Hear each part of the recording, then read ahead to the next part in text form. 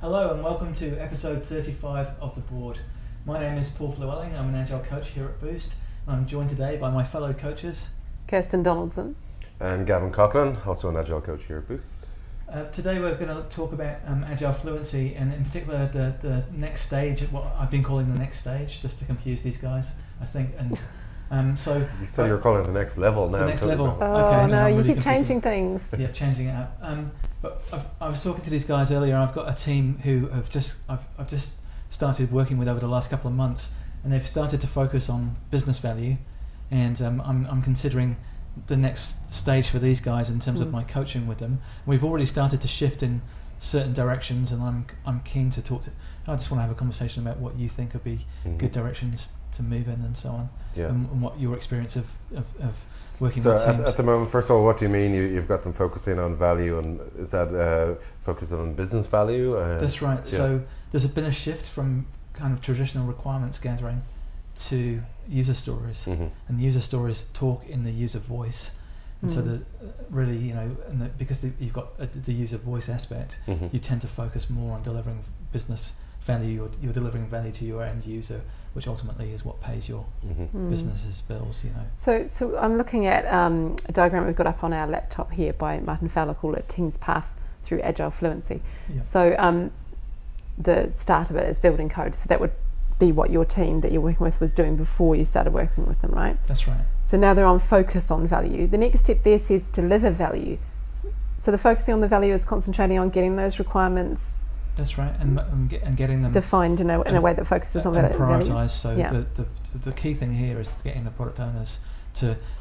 I heard a really great thing the other day, which was like if you had to know whether you're a product owner or a Scrum Master, and product owners focus on growing products, and Scrum Masters focus on growing people. Yeah. And so the product owner is what we've done in the first sort of stage is get the product owner really focused on business value. In terms of those user stories and breaking those requirements down into discrete chunks of work. Was that a difficult transition for them? It was a bit, because they were firmly in the mindset that everything was of the same priority and so on. And so we had to get them thinking about, in terms of the value they were delivering, and thinking about particularly about the personas or the people they were delivering the stories for, and who were getting them focused on the most important features or aspects of those features. Have they created personas, or do they say what's some of the starts of some of their stories as opposed to as a user? Do they have they really defined personas? They have insurer, supplier, and repairer. So they do have types. Yeah, they do. Yeah. But I think they could go a step further and try, especially their insurers. They're quite, some of them are quite big players and so on. So they could break those down a little bit more. Right. But I don't know. So it's really up to those guys. But we do have personas, and we do. So as an insurer, or as a supplier, or as a repairer. So what are the changes that you've seen in terms of how the team are working and what they're delivering since there's been a greater focus on value? So the key thing I've seen is the product owner shifted to understanding that not everything is needed in a feature to make it worth or releasable or shippable. And so that's they've realised now that they can go anywhere. For one of the stories they're currently working on, which was estimated around the 40 points as an epic, 40 to 50 points as an epic, they've broken it down into discrete chunks of roughly 3 to 5 points, and they've realised they can, for a release, a releasable piece of software, they can actually just deliver maybe just under half of that. So that, they're looking at about 20 points. So this must mean then that they're actually able to move more features through a sprint. It also means that they can get stories that. At least. It also means they can get that into front of their actual client much sooner. Yeah. Because they obviously they're working. They've got many different clients. They've got this software is used by I can't remember how many they said, but it's used by a lot of different people. Few thousand at the moment, like 3 to 4,000, I think. Do they get good feedback from their clients, or any feedback? Is there a mechanism for feeding back on new features? I don't know how they gather that information. The product owners do talk directly to their clients, so they do get good feedback, and they've got some key liaisons at each of their clients who they will talk to regularly about whether what's being delivered and whether it suits their needs or not. And they are doing some key work for one of those people in particular at the moment, so that they're talking quite in detail with with that company to get the requirements right, or the user stories correct. Yeah. So all of those things, but they've realised, and their client has realised, that they don't need all the 40 to 50 points of that epic delivered in order to have something that is usable or that's a really good point. Value, That's a really good point to get to, because I've seen a lot of people, and that's really hard for them to change that sort of mindset where you have to have absolutely everything on your, say, wish list done before it's worth anything. So I think that's a really good stage for the team to be at, to understand that you can. That's right, and deliver early. And now of course there will be a period probably that the client goes away and assesses what they've got and comes back with more or further changes or enhancements and so on. In the meantime, the team can continue and work on other features for other clients, and so there's no block of the other clients' work. They've delivered something that's usable in 2 sprints, roughly, maybe a bit more work this sprint, so there's 3 sprints of work, and then they can now focus on the other clients' needs while that client goes away and thinks about what they've delivered. So it's a really good way to break down the work and still deliver something of value and deliver something really, get that feedback as soon as you can. Absolutely.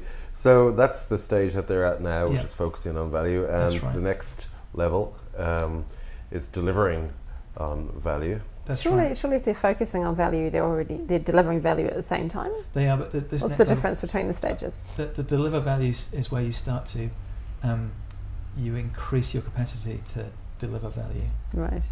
And so what that deliver value is really talking about is increasing quality, for example, through it, so because that Mike Cohn, for example, there's 2 schools of thought around story points, and I was reading an article he wrote the other day about this. You either just have story points associated with items on your backlog that deliver value, i.e.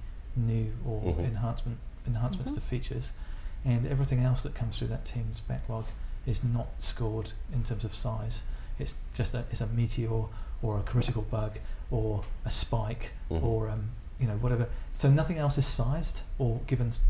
There's no attachment of story size to it, and so it only focuses on what the team can deliver in terms of value. Yes, yeah. And everything else is just maintenance work or business as usual. And so if you work in that, and the alternative school of thought, I quite like that. Just want to butt in there. I like that idea actually, because that means that, say, your velocity at the end of each sprint is going to be really how much value you delivered, as opposed to just how much work you got through. I think that's a pretty interesting sort of a slant to it. Yeah. And so back to this idea of focusing on delivering value after focusing on value. So would that mean then, rather than focusing on getting features through the sprint, you're then looking at making the features more valuable? So, for example, ensuring quality.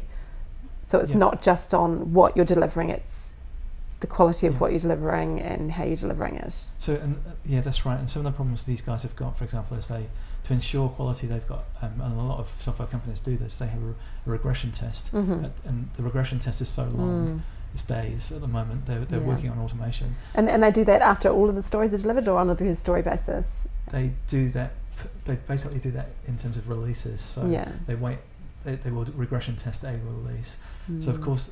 I think that's the way they're doing it. It's outside of it's outside of the sprint. Yeah. It's nothing to do with this in sprint. So of course that regression test will feed work back into them at some point. So and they'll have to pick that up in a subsequent sprint. But it's work that they might not find out about till quite far down the line, that's like work they've left behind a couple of sprints ago. That's feasibly. Right, exactly. Yeah. So there's some problems with that in the sense that one, you've got the distance in terms of understanding what the problem is. Yeah. Because it was 2 sprints ago. You've left that, finished it, and you've moved on to something else, and now you've got to fix the problem. And so it takes a while to get back into that context so on. And the other thing, of course, is that the person who originally did that work probably isn't going to be available it's going to be picked up by another team member anyway, so and so on. And so the regression test thing is for example, the sort of talk about how we can help them deliver value. That they can deliver value much sooner if their regression test was happening in their sprint. And so can you check if we have any questions that sure. we may not do that. Yeah. So just something from Rika about what we're talking about. Right. Thanks. So yeah, so that's what we're really focused on now, is the deliver value aspect. So, and how we get that work, close those sort of feedback loops down as quickly as possible to get them delivering something of quality. Because of course, if it's not of quality, then they will be working. They'll be doing that other work in their sprint, so they won't be. So that they won't be delivering value. They'll be delivering. Sure. How feasible is it to have a regression test within a sprint? Rather than doing it sort of at time of release, is that going to hold things up more? Well, if it takes days, it's problematic to fit into a script. And like Paul said, they're working on automating tests at the moment, which is. And so the key thing with the regression test is that you're testing not only you're testing the software that you've changed, but you're making sure that everything else works. Yeah. Yes. So is there another approach that a team could look at rather than doing this sort of usual regression testing, like continuous integration or absolutely. So continuous integration, but they need an automated test suite to do that. Yeah. That's the key thing. So it's quite a bit of work to get it in place, That's but right. the benefits longer term would surely point towards that being a good solution. So my understanding is they are doing continuous integration. They're just not testing it before they integrate, which of course causes problems, because then you're doing the regression test to get your confidence levels high, so before you deploy. And of course that regression test means that they'll always find problems with your testing will always find bugs. Yeah. Which is one of the reasons that we, Agile practices do it as they go. So for test-driven development. So I'm still the difference between focusing on value and delivering value. I'm still curious to know about how you make that leap, how you bring it to that next level. I mean, how do you coach a team through that? And obviously this is something that you're thinking about at the moment. Yeah, so just to go back, sorry. Yeah. Do you have any ideas about that? And just to know exactly what delivering value means as opposed to focusing on value. Well, interestingly enough, they've asked me recently about they need a consistent approach to the way they story point their work, and whether they estimate everything or whether they estimate just the stories that deliver value or just value, and they just want a consistent approach across the company. And I kind of so, like I said, the alternatives is you only estimate work that delivers value, or the other school of thought is you estimate everything that comes through your system, and so all you're doing then is the first way you're measuring the team's capacity to deliver value, the second way you're delivering the team's capacity to work. To deliver work, and so what you're never going to get from that second approach is how much value they're delivering. You'll never be able to measure how much value they're delivering. Yeah, it makes it could be opaque. Yeah, and so if you go for the first approach where you actually only estimate the stories that deliver value, then you'll have a very clear understanding. Because if a team's velocity drops, it's going to be for two reasons: one, they've stopped working, or two, they're actually busy doing other stuff, which is a problem, which isn't delivering value for them. So this is one of the ways of shifting the focus to delivering, is to have these conversations around estimating. That's right. And how they could identify value. Yeah, and then once you start to focus on the value only, kind of, and everything else doesn't get attributed a story size, then a points, then you just say, well, this sprint we delivered 9 story points, 3 meteors, and a spike or two spikes. And so you're just labelling the other things. You're saying we did all of this work, but we only actually delivered 9 points of value. Okay. And you can still see, management comes along and says, well, why have we only delivered X points of value this sprint? They can still visibly see on a board, presumably, the reasons why. Yeah. So we had 4 meteors. And then so the 4 meteors, for example, if the team's under that kind of load in terms of meteors, then there's or critical bugs, then they need to work out how they can solve that going forward and stop that happening, because they really want to deliver value. Value is where the fun is, or that's the exciting part of our jobs. Well, and I think everybody wants to deliver value. That's right. And the story points have highlighted that they aren't delivering enough value, so now they can focus on how to reduce the other things that are happening in their sprint, and how they go about that is really up to, there's different ways of skinning cats, of course, but I would be focused on testing early and reducing the number of meteors or regression test bugs that are coming into my sprint, so that I could focus on value. So interestingly, just as a bit of an aside, I suppose this team, when you started working with them, really wanted to increase productivity and the value that they're providing, and when Scrum was introduced they saw a dip initially, and that worried them, and once they've gotten into that into the groove of things, I suppose, they're starting to see it. Which is quite often what happens when people make a change from one way of working to another way, particularly Scrum. Right? And it can be worrying, you know, particularly when you start a new project with a client who's new to Scrum, to see the first sprint maybe not be as productive as they might have imagined. You know, and I guess that's our job to coach them on.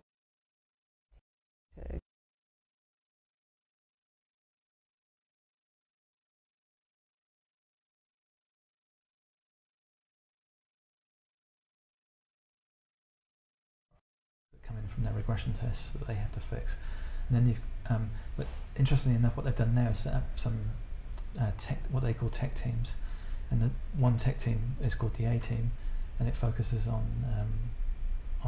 fixing problems that are cropping up in terms of regression testing and so on, or critical bugs or meteors and so on. So that they've taken, I think it's a reasonably good approach, but you know, allowing some of the teams, the feature teams, to deliver only feature work and value. Keep moving forward rather than going backwards. And then you've got the tech team, the A team, who they rotate. Each team rotates a member each sprint into this. Right, so everyone has a go at that. Yeah, and now my focus with these guys is to say, right, no one wants to be in the A team. The A team is, or you know, despite the name. Yeah, the A team's a great team to be in right now, but the aim of the A team is to make itself redundant. You don't want to eliminate the A team. What's the other team called? They're just they're essentially tech, but they're not called the B team then. No, they're not called the B team. No, there's not the C or Z team or anything. So there's two teams. One's called the A team. It's like, so those guys, there's also a separate operations group. But the tech team are focused on support in terms of in infrastructure support and operations, and also they're focused on infrastructure entirely. I'm interested about, because obviously we're taking this from that flow chart of the roadmap to Agile Fluency. Can we look at that one? And we've talked about focusing on value and delivering value.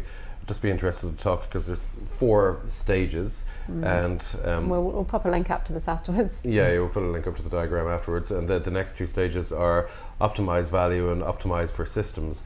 And the 4th stage of Agile Fluency is very rare for people to actually get to. But I just want to maybe just quickly talk about what that 3rd and 4th stage mean beyond focusing and delivering value. So there's optimize value. Yeah. So the simple way of putting this is that when the Scrum team Scrum teams get quite efficient at what they're doing, they will start to work a lot faster than the organisation around them will be able to keep up with. And so they generate friction points, basically. And so optimising value is about analysing the friction points and working out where external teams are affecting the delivery team's ability to deliver value. Simply put, so that means basically, depends on the organisational setup, but you're looking at breaking down the silos that an organisation's created, and this is where we start to analyse what we call the value stream. So the value stream is everybody that's involved from the point that the idea happens to the point that you deliver something that solves provides value to a user. That's right. And so you look at each person involved in that chain, and you analyse. You might actually value stream map it. So you're looking at touch points for the different people, and then you're also looking at the handoffs between the different stages as well. So see where delays are actually occurring. Eliminate those delays. And you're trying to reduce the waste as much as possible.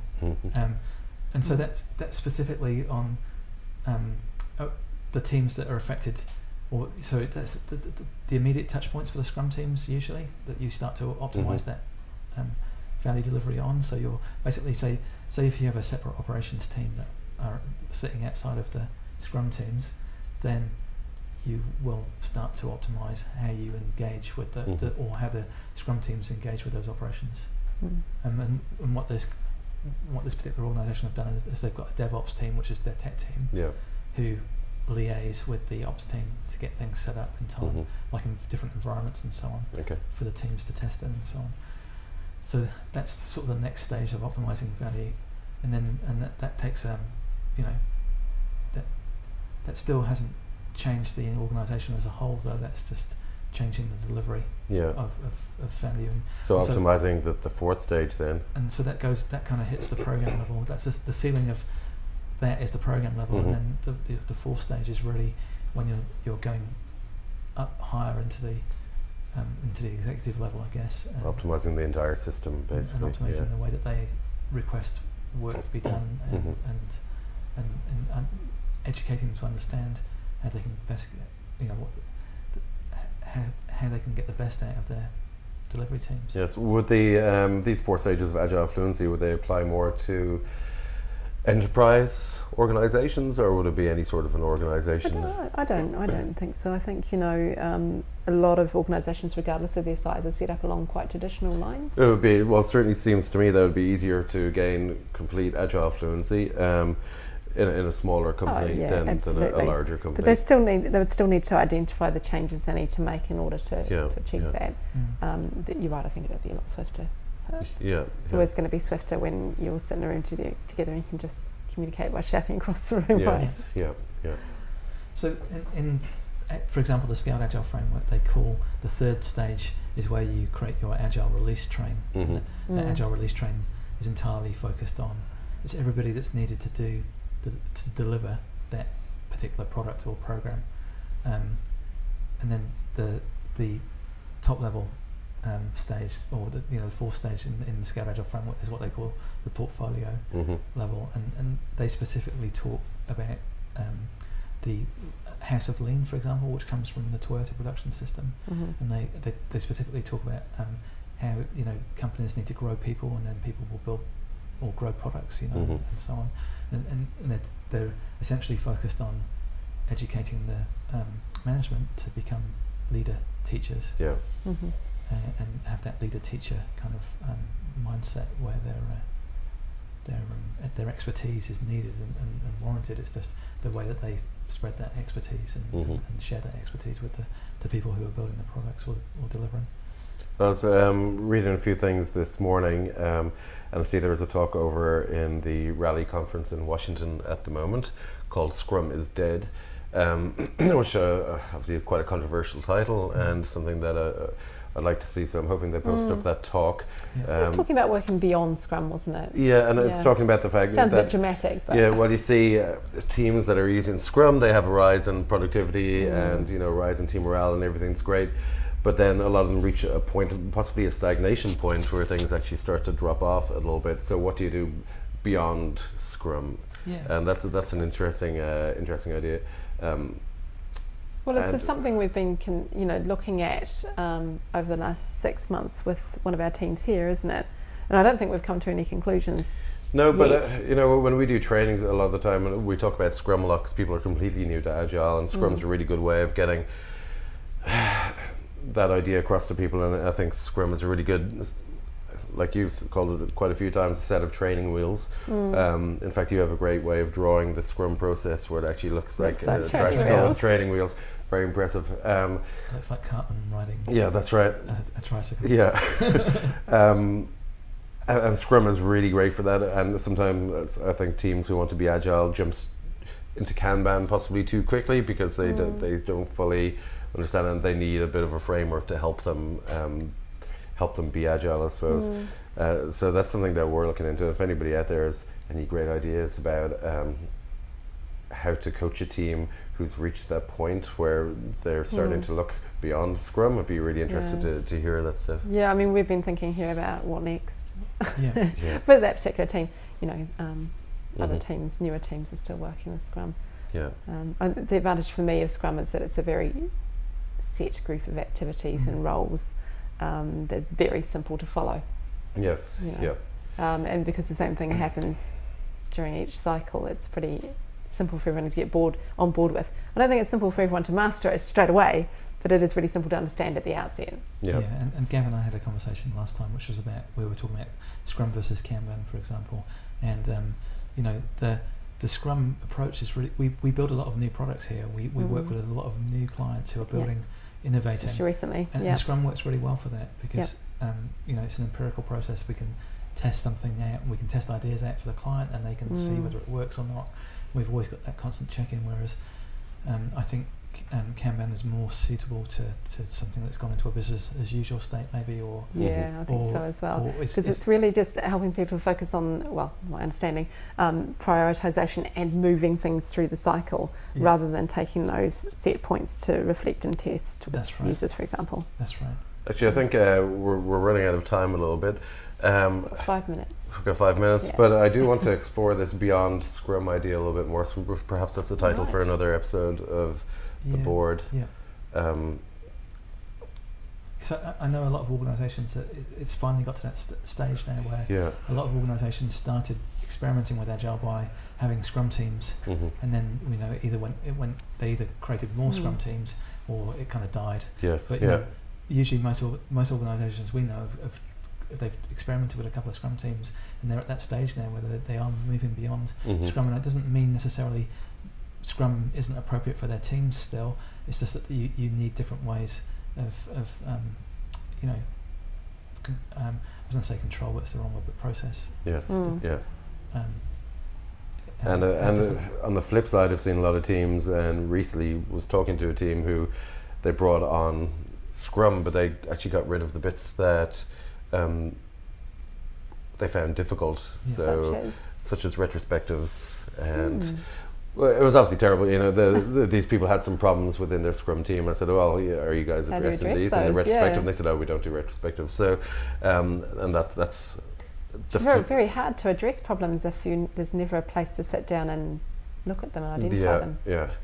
So it's, I mean, that's what happens. Either teams experiment with Scrum and they lose bits like that and lose a lot of the benefits, or else they stick to it, see a lot of benefits, and start to really create value, and then I suppose look beyond that and try to modify it themselves. So you're saying you think people need to feel like they've nailed Scrum a bit before they can move on? I do. It's like, you know, Picasso couldn't just dip into it. Picasso didn't become, you know, get into Cubism at the start. You know, he was an artist before he started throwing out the rule book. So proper artist before he was a cubist. He was a proper artist. So stuff you could actually draw proper pictures, like. You could see that it was a house. I'm not going to get into that conversation about the local library having useful art sections and art sections. Do they? Interesting. Yeah, useful art and art. Oh yes, I see that. It's on But anyway, I think interestingly enough, and there's people like Woody Zoll, who we talked about previously on this show in terms of like the no estimates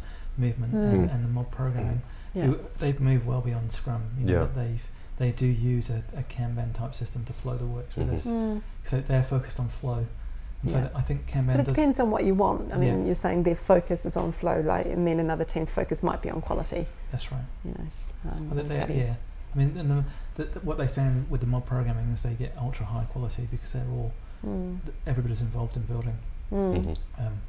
And the no estimates approach is just because they've optimized the product backlog items to flow through this. And that's controversial. We had lunch with a group of people a while back, and you mentioned the no estimates movement, and divisive, wasn't it? You got up and walked away from the table. So was he just going for low? Yeah, he's just no, he wasn't impressed with that sort of thought, was he? No. But you know, I mean, I guess it takes vision to break the rules like that, doesn't it? That's right. You know, and you've got to experiment. And experimenting. It's experimenting. And I think you want to break the rules to make things better, not just break the rules because you're finding it too hard. Yeah, absolutely. That's right. So you want to give things a go first. Yeah. Anyway, I think that's about yes, I think that might be us for today. Cool. So thanks for joining us. Yeah, and we'll be back in 2 weeks to talk about Beyond Scrum, maybe. If we don't change our minds. I look forward to it. Yeah.